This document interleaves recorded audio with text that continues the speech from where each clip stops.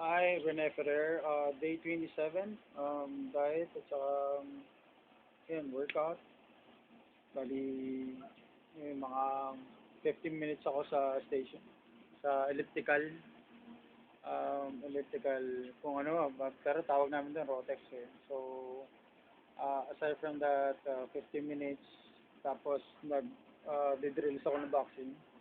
And then, mga siguro mga 5 to 6 rounds ng heavy bag. And then, two body parts, chest, bicep, at mga siguro, nag-ano ko ng tatlong araw para dun sa alternate na two body parts na workout.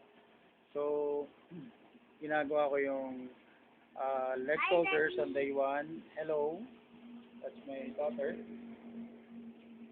Day one, just leg shoulders, and then chest bicep on day two. Tapos day three, back tricep. Tapos day 4 ayun, purely dedicated sa cardio workout.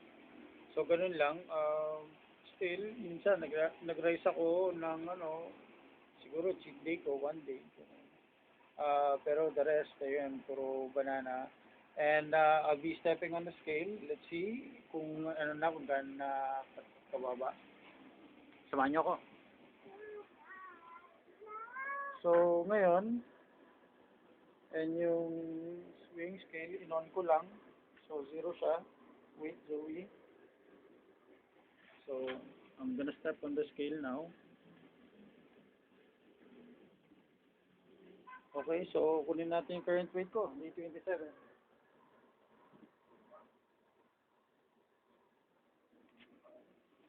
So, ayan.